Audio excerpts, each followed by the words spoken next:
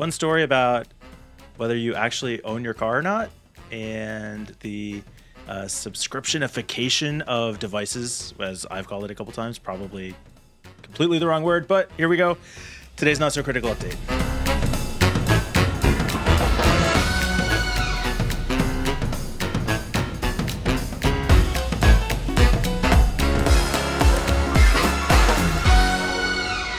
Subscriptionification? I like that.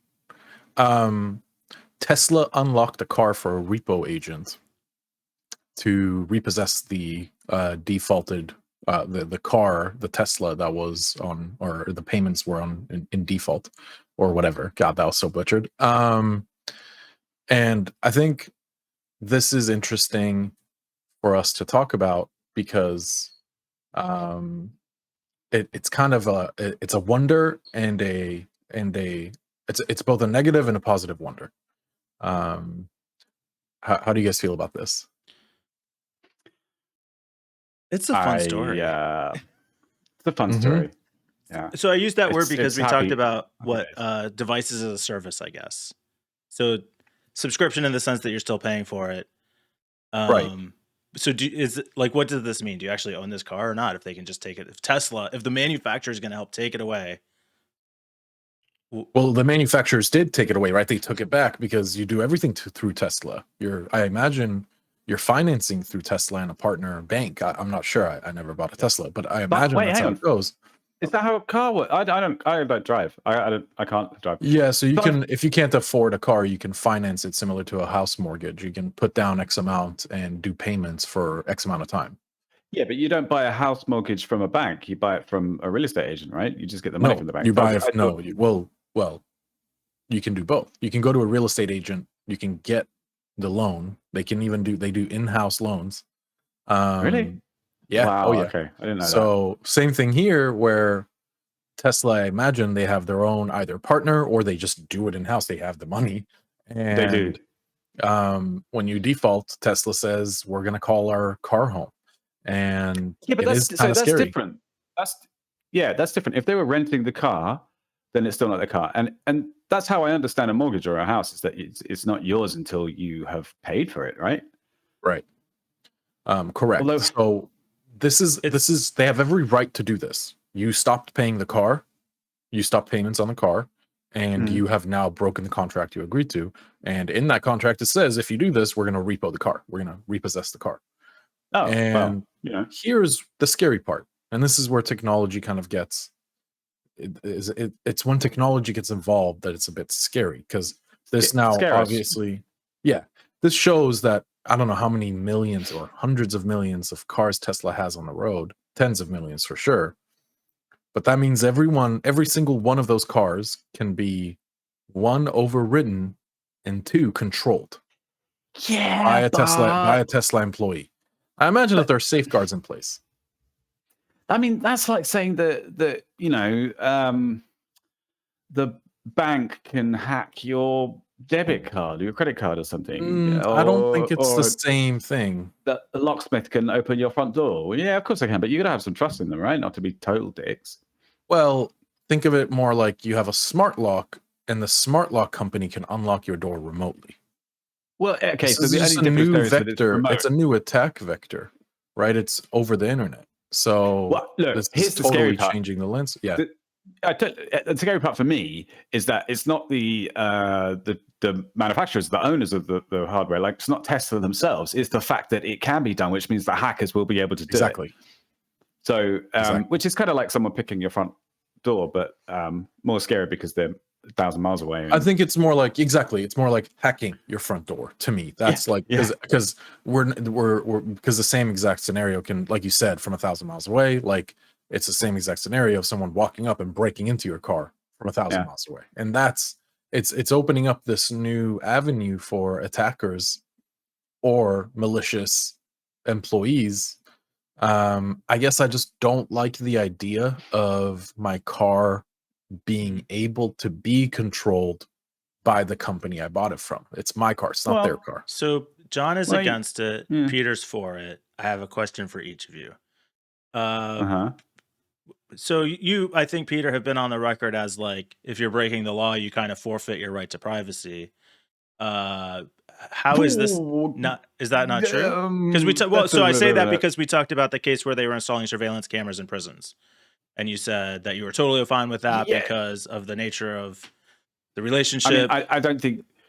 Okay. I just think you're going a bit exaggerating slightly. What I meant, like, I think you should, even if you're a prisoner, you should still be able to go to the toilet with the door closed. But you know, I don't think you forfeit your entire right to privacy completely. So here's a case where this guy, presumably has leased a car, has it parked in their private driveway or wherever. Tesla is coming in to say, nope, we're taking that back. Doink. And you're okay with that? I was going to say, he's queuing up the irritating question that he's going to just. Yes. Yeah, kind of. I mean, kind of. What's irritating about that? Can't you defend your positions, Peter? There you go. That's it. See, we got there. He's coming. Right. Here we go. Yeah. Took a while, but you know, it was worth it. I think the scary part is that you can't. Another scary part, sorry, is that you can't. Like, after you have paid for your car, they still have access to it, right? So that's kind of sucky. There's no way to kind of like cut off that, dependency on. And to the security issue, I mean, big auto. The nature of the service they provide kind of requires that access exists, right? Yeah. So I think it comes back to your thing. Are you willing to give up that sense of freedom, like for the value that you're getting out of the thing? For a car that drives itself and takes me places that I want to go while I'm sleeping? Fuck yeah, I will. In a second. Well, we're not there yet. Car that drives itself even if you don't want it to, like backs itself out of the park because it's getting if we end up where I want to be, then whatever. It's fine. Take the scenic route. What's that movie where there's like a bunch of fat people that kind of they go back to Wally? Is it Wally? Wally. Yeah. You want to live like. Am I not on the record with that already? Yes, that is what I want. Okay. Okay, so for John, Wally kind of paints a like consumerist utopia. Like it's a consumer's utopia. Yeah. I think that's what Mike wants. Yes. I'm with him 100%. Okay, right. Take my freedoms away. No freedom. What privacy? Yeah. I'm stuck to this chair all day. What do I need privacy for if I have everything else I want? There'll just be a little island of us privacy fanatics, like just sitting there shivering with no food, having to sort of toast a marshmallow on a burning tire or something, and you'll be all over there like, well, at least you're not spying on us, big brothers. Left us alone. So, John, then the question to you is: we did a story about creative Samsung TVs being stolen from a warehouse. Samsung came in after the fact and bricked them. Yeah. And you declared Samsung guilty on site with no chance of parole. Why is this different? No. Well, like I told you, I am totally against this. I don't think this is okay. I don't think there is no difference here. This is the same exact control. Where I don't think he's saying anything different, is he, Mike? I don't like the idea. Well, let me find another way to try and bait you, John. Yeah, exactly. Hang on a second. I don't like the idea of manufacturers having the ability to control my shit that I purchased without my consent. Now, if I've paid off my Tesla, this capability still exists. That's a huge issue for me. John, look, I don't mean to be rude, but I'm getting a sort of grandpa vibe from you right now. I mean, really? The kind of like, well, back in my day, we could leave doors open. Back in my day, we owned our MP3s. Yeah, we owned our MP3s. Yeah. I don't like it. Don't like this change. It's not good. Don't like change. Some change is great, and I can see the positive with something like this, but I don't think that the positive outweighs the negative here, which is that Tesla has created this botnet of cars that they control, and you have the privilege of driving. They've given you the privilege. Could you imagine, though, a proper botnet running on Teslas? They've probably got pretty good hardware inside. So I think that they're very highly secure. Yeah, they're highly secured. Pilots are good, but I mean, it's just a matter of time. It's going to happen. I mean, everything Well, gets people compromised have at some point. hacked Teslas.